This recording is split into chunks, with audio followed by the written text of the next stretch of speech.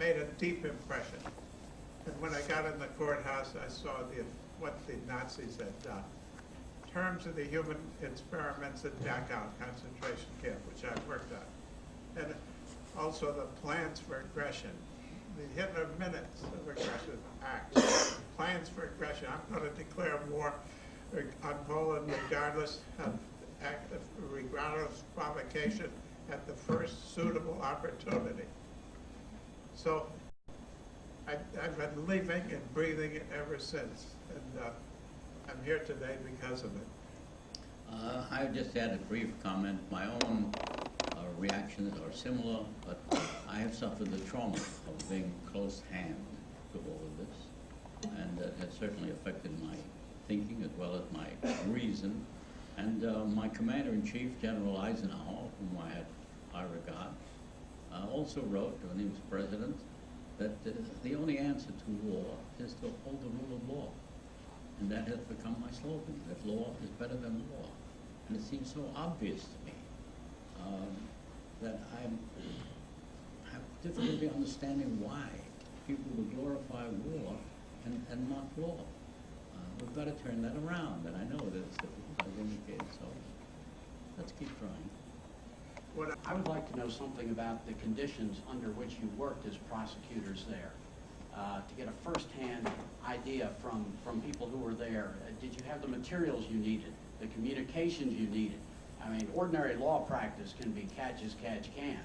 What must it have been like putting on these prosecutions under the pressures you had? Investigators, legal assistance. We had heavy intelligence support, and I think that the one thing we didn't have, I didn't have, was any supervision. I was just given 3 cases on Barkage, Guderian, and Milch, and told to go to work on those cases. And you had to be a self-starter at Nuremberg. And of course, that's when I identified myself. If I'm a self-starter today, it's because of that. But we had good support.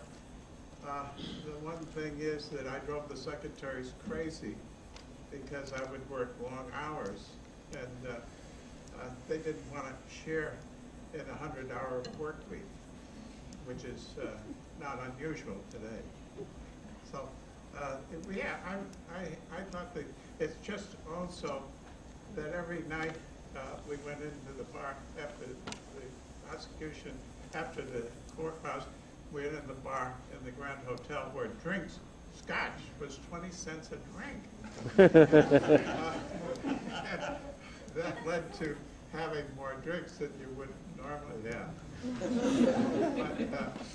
But for people who with a sense of mission, this was a perfect setup. I mean, I think that there are no limits what you could do. And so I identified myself. It's the first time I was ever in a courtroom. I'd never spoken in a courtroom before.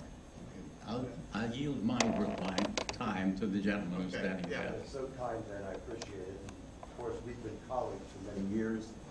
I was the person who brought the case against the Soviet Union in the effort to rescue Raoul Wallenberg. And I built on the precedent of the Nuremberg trials in my efforts. But I'm here to light a candle rather than curse the darkness. And in honor of the two of you, to announce that there will be formed an international law internship program which will be available for students from the Georgetown University Law Center and all of the other law schools in Washington, D.C. 60 generous managing partners of international law firms have bestowed upon me at the IBA meeting in Prague this past September 60 opportunities to work abroad with high-quality, integrity law firms and lawyers. As a fellow graduate of Yale Law School, I had 3 such internships when I was at Yale, one in Israel, one in Cologne, Germany. And thank you so much for being here.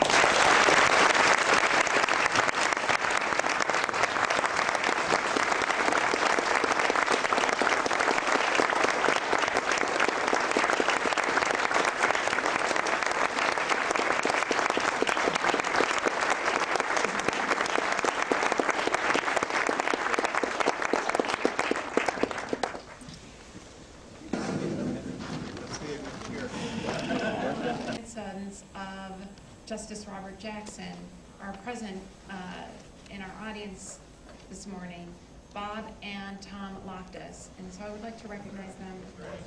Thank them for being here.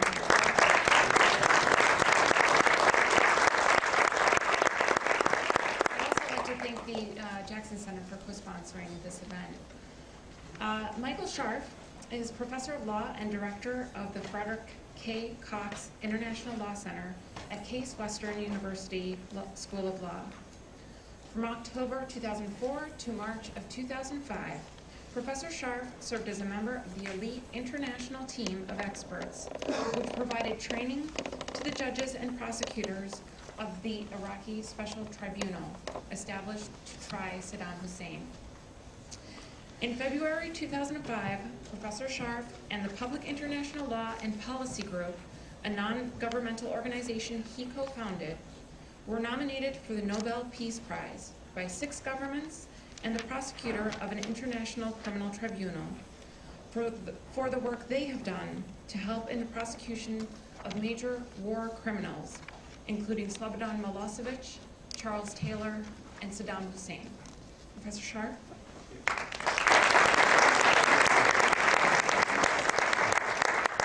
Don Ferenz told me just a minute ago that originally the program had me on as one of the Nuremberg prosecutors, and I think with all the other stuff that I have to cut out of my bio so that it's shorter, that it would be better not to be listed as such.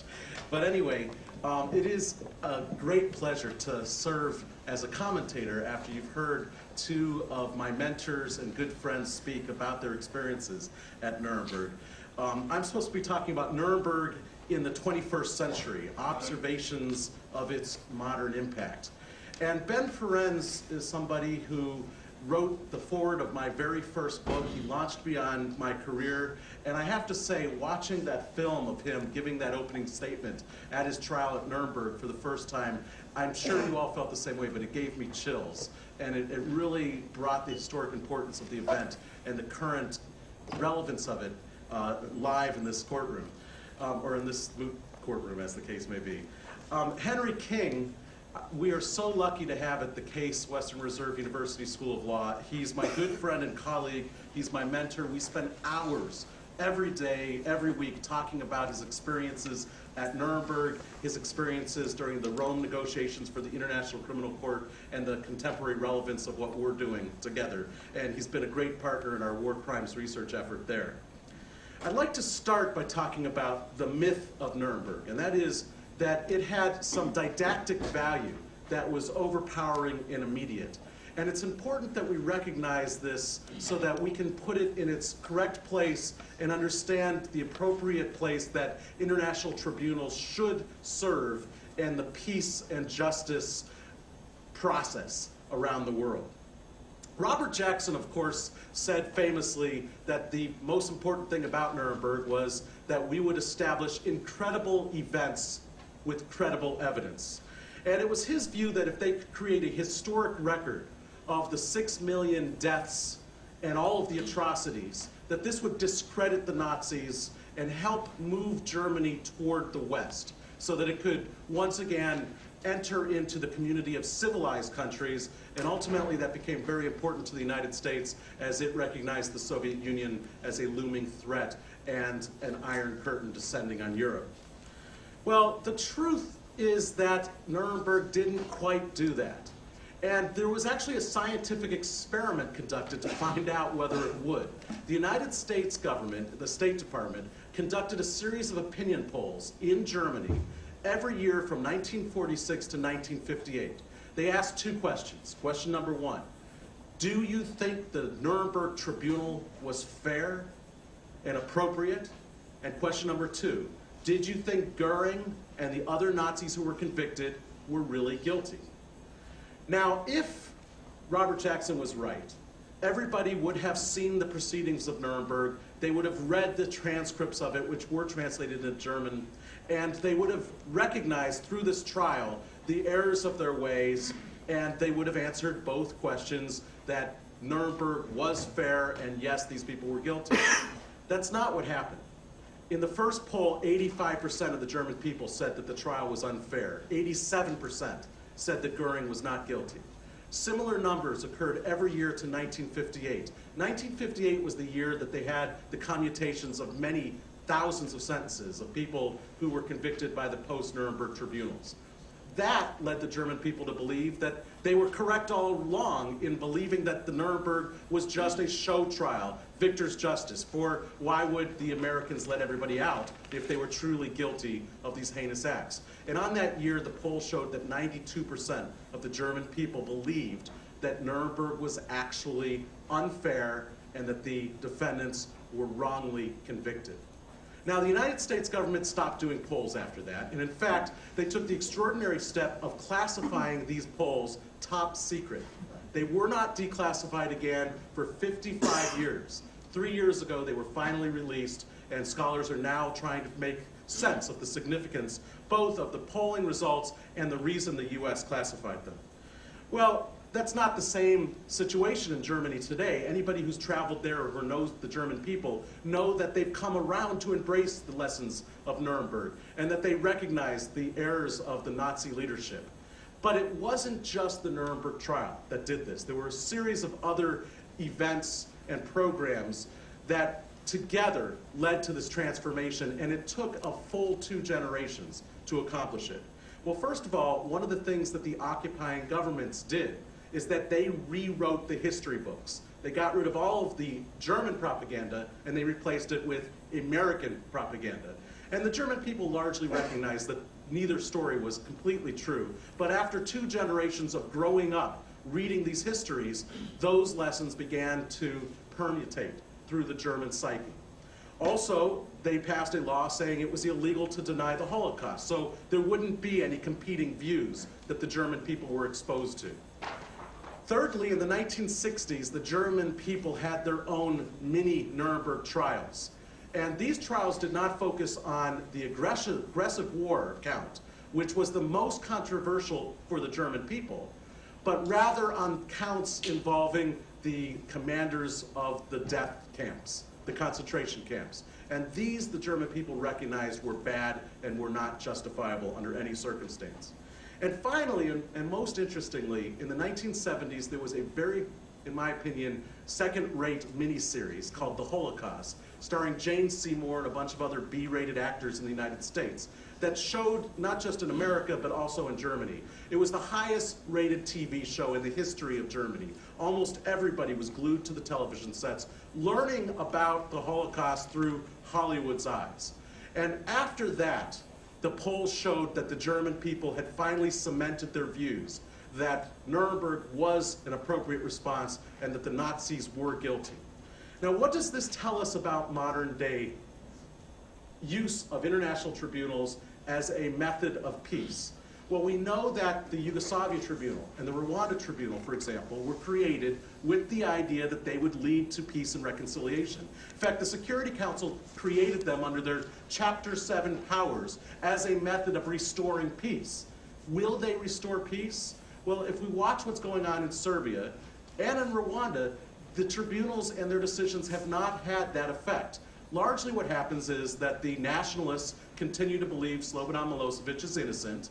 His opinion polls among the nationalists have risen. The Bosnian victims continue to think he's guilty, and it has created tensions between the 2 groups rather than reconcile them. Similarly, in Iraq, we're going to be talking about this later this afternoon, the idea of having a trial for Saddam Hussein and the other leaders of the Ba'athist Party was that it would discredit them and help dry up support for the insurgency and give some breathing room for the new democratically elected government. In fact, what's likely to happen empirically from Germany to Bosnia to Rwanda is that the insurgents are going to think the trial is unfair. They're going to think that Saddam Hussein looks like a modern-day martyr and a hero to them, and that he's not guilty. And all of the victims groups, the Shiites and the Kurds, are going to think the trial's the best thing since sliced bread. And in the short run, the trial's unlikely to accomplish much in the way of restoring peace.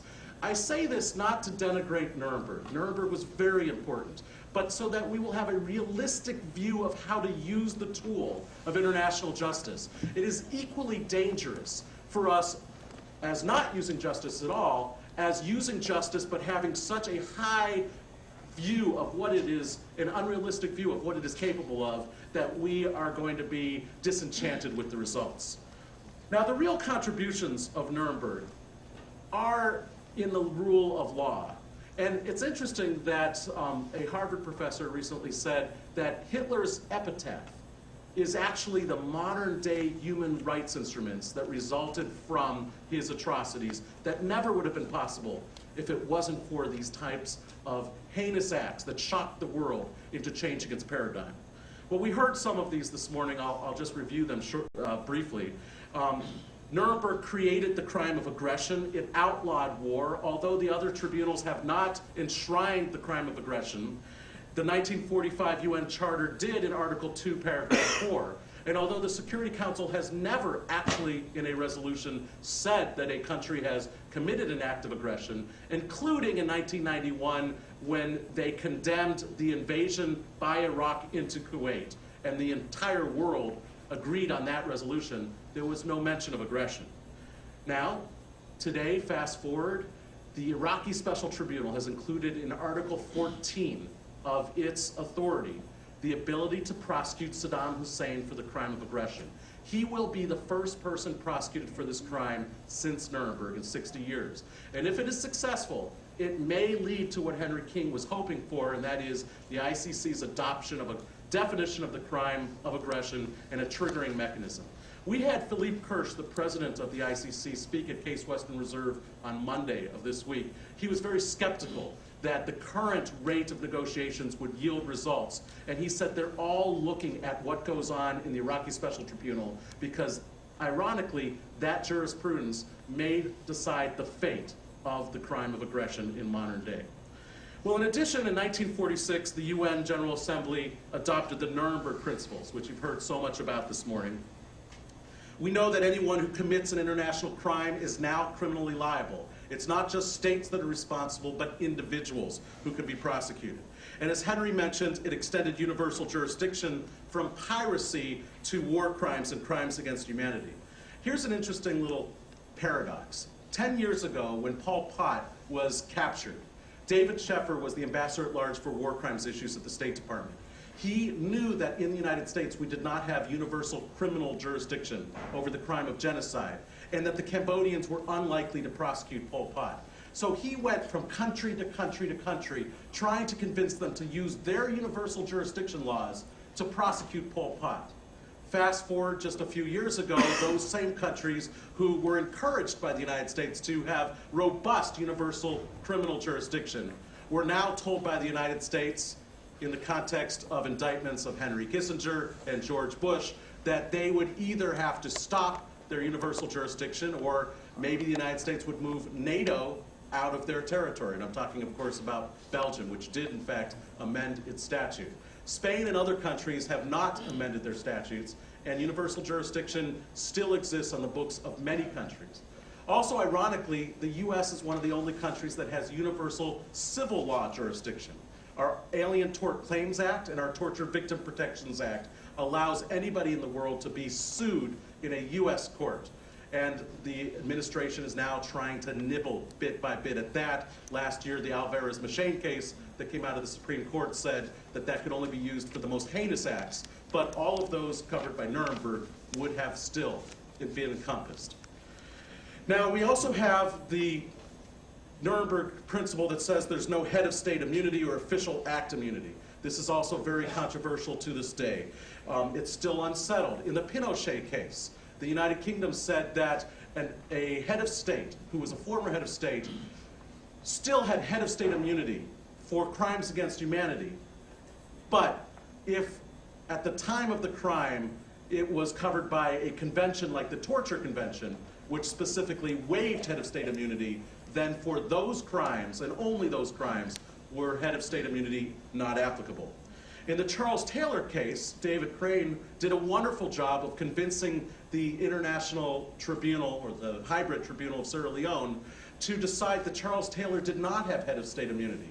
Largely, they decided that on the basis that they were international enough and that based on the Nuremberg precedent and the Yugoslavia Tribunal and the Rwanda Tribunal and the ICC, head of state immunity should never apply to an international court or even a hybrid international court. And in this case of Saddam Hussein, these issues are going to rise again. He is arguing as one of his main defenses, head of state immunity. His country has waived it by creating the statute of the Iraqi Special Tribunal. We will see how that plays out in the courts in coming months. Then there is the principle of no superior orders defense. That applied most cogently in the United States in the case of Lieutenant Calley in the My Lai massacre during Vietnam. Of course, Lieutenant Calley claimed that his Captain Medina told him that in a special town called My Lai, there were snipers and Viet Cong hiding out. They didn't know who was an agent of the opposition and who was an actual civilian, so he was told to go in there and clean it out, kill everybody. He went in and had his troops kill them all. He was prosecuted, and at the prosecution, he said, hey, I was just obeying orders, and the tribunal said, based on Nuremberg, you cannot use as a defense that you were obeying a manifestly unlawful order. Interestingly, what Saddam Hussein has done to the town of Dujal, which is the very first case before the Iraqi Special Tribunal, has echoes of My Lai. He claims that that was a town that was aiding the resistance, that there were terrorists there who tried to kill him, that the only way to deal with it was to round them all up, take them to Abu Ghraib, and have them summarily executed. Ben says in his presentation that he never knows of, he's never heard of a case where someone really was told, shoot or be shot. Actually, there is such a case. Before the Yugoslavia Tribunal, a young, pimply-faced 18-year-old named Erdamovic appeared. He was charged with having lined up busloads of Bosnian men in a mass grave site, a big ditch in the town of Srebrenica. And he had a machine gun, and he machine gunned them down. And he testified that when he was done with his machine gun or when it overheated, he was given another one, and another one, and another one. And they asked him how many people he killed, and he said he didn't know, probably several thousand. Now, he said that at the time he didn't want to pull the trigger.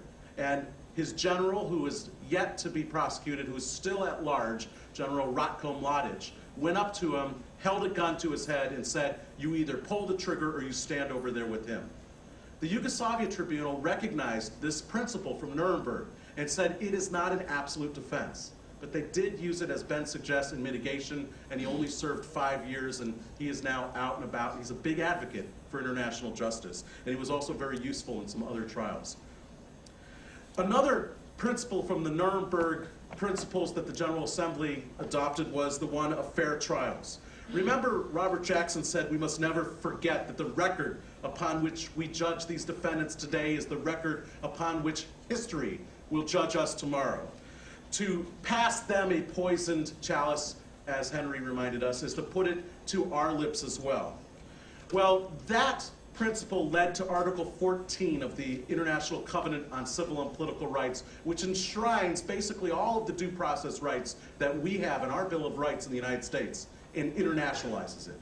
Every single modern international tribunal has adopted those rights, including the Iraqi Special Tribunal. Saddam Hussein himself are going to have the rights that none of his defendants or his victims ever had, that no one in Iraq ever had. But because they've chosen to use the Nuremberg precedent and these principles that have resulted from Nuremberg, around the world, international human rights law and rights for the defense has risen up. You also know from the earlier presentations that the 1948 Genocide Convention, the 1949 Geneva Conventions, and even the 1949 Universal Declaration of Human Rights would not have been possible if it weren't for Nuremberg. Well, after all of this, there was a hope that there would be a permanent Nuremberg. But this was dashed during the Cold War, and it must have been a terrible time for Ben and Henry, who were such advocates of international justice. Instead, never again became the reality of again and again. We saw a new era of impunity, such that a UN official said that an individual in the world stood a better chance of being prosecuted for killing one person than for killing 10,000, 100,000, or 1 million. This was an era where 5 million people were annihilated in China's Cultural Revolution, and no one lifted a finger or even mentioned the word justice. 4 million were murdered in Stalin's purges. No peep. 2 million were butchered in Cambodia's killing fields in the 1970s. Nothing. 750,000 were exterminated in Uganda in the 1970s. Again, silence. And 100,000 Kurds were gassed in Iraq during the 1980s, and it's taken 25 years for anybody to even mention the prosecutions of that. Well, then genocide returned to Europe in 1991 at precisely the same time that the Soviet Union had collapsed, ending the Cold War and reminding us of the importance of Nuremberg.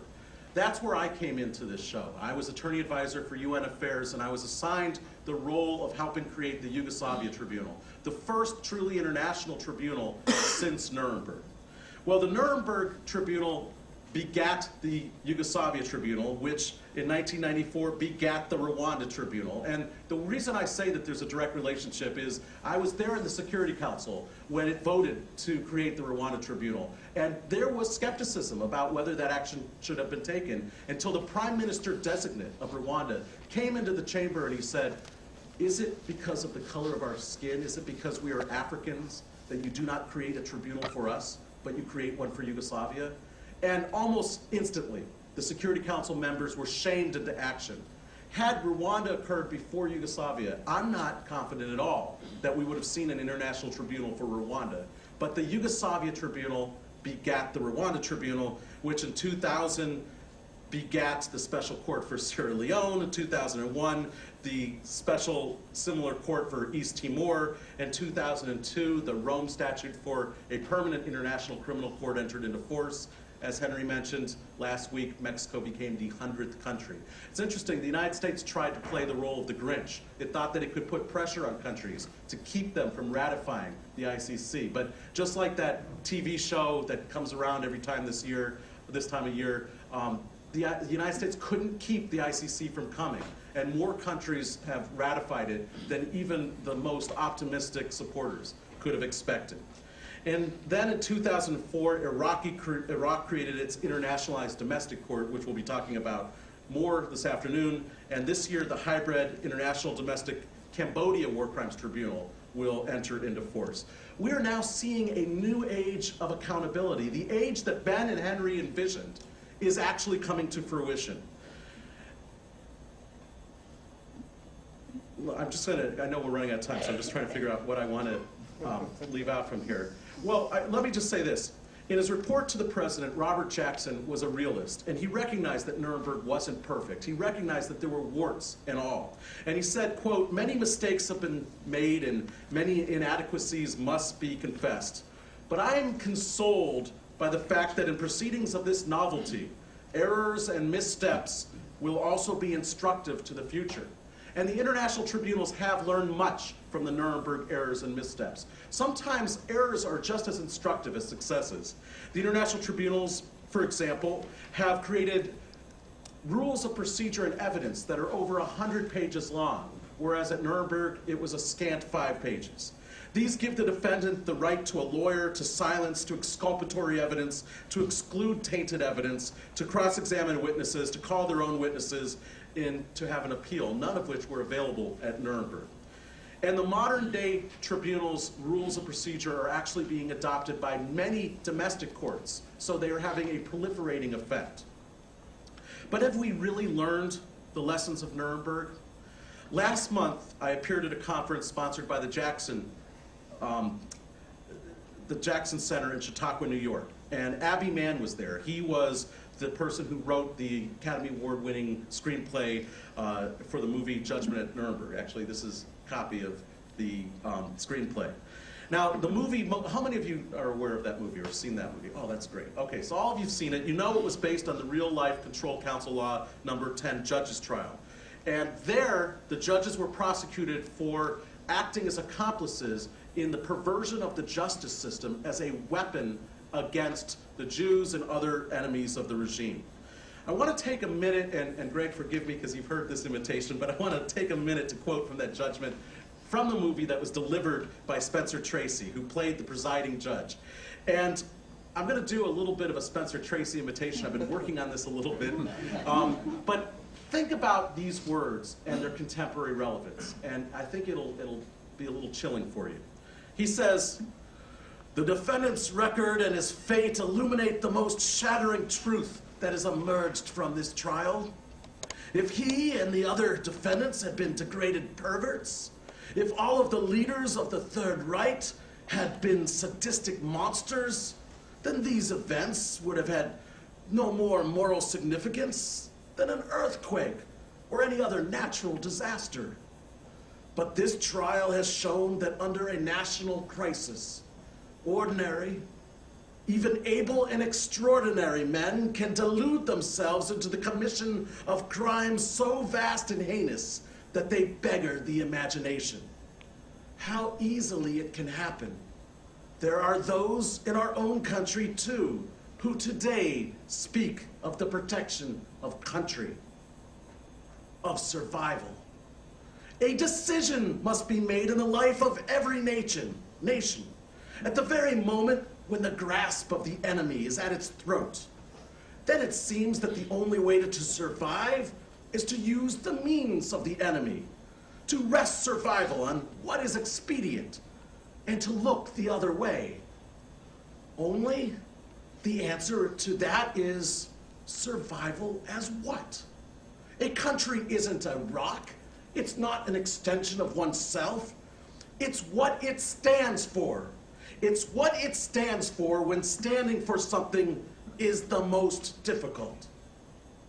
Now, reminiscent of the 1930s Germany, after 9/11, most Americans, including many of us in this room, across the political spectrum, began to feel that it would be appropriate for the United States to use unconventional methods in fighting the war on terrorism. The Bush administration responded by detaining hundreds of Americans without trial, imprisoning thousands of non-Americans without charges or access to counsel, and declaring that the suspected terrorists were falling in a law-free zone, not covered by the Geneva Conventions or the other laws that emerged from Nuremberg. Soon thereafter, shocking revelations of torture and mistreatment emerged from U.S. detention centers in Guantanamo Bay, in Baghdad, and in Afghanistan. Just this week, we learned that the United States has created secret detention centers throughout the world. And we learned last year that the United States was outsourcing torture to countries that were on our list of human rights violators. And in today's newspaper, the United Nations has condemned that. Echoing the much criticized American judicial decisions of the 1940s on the internment of Americans of Japanese citizenry and the confiscation of their businesses and homes, today's courts have once again deferred to the executive branch's judgments about what is necessary in the national interest, including a case decided by the newest Supreme Court judge, which is going to then be heard by his other 8 judges in the coming months. In this context, Abby Mann's apocryphal words, spoken by Spencer Tracy in my best imitation, raised the questions that all of us need to be thinking about. How do we combat terrorist threats to our society without destroying the values of our society?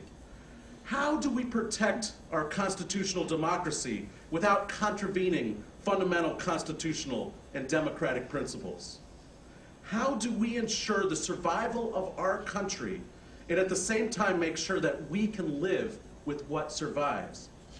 And ultimately, in time of war, must the law be silent? America's answers to these questions in the coming months and years will determine if we've really learned the lessons of Nuremberg. Thank you.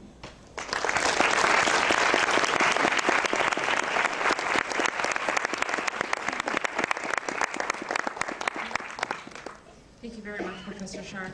In the interests of time, and given that Professor Scharf has agreed to speak with us again this afternoon, I'd ask you to withhold your questions at this time and reserve them for later.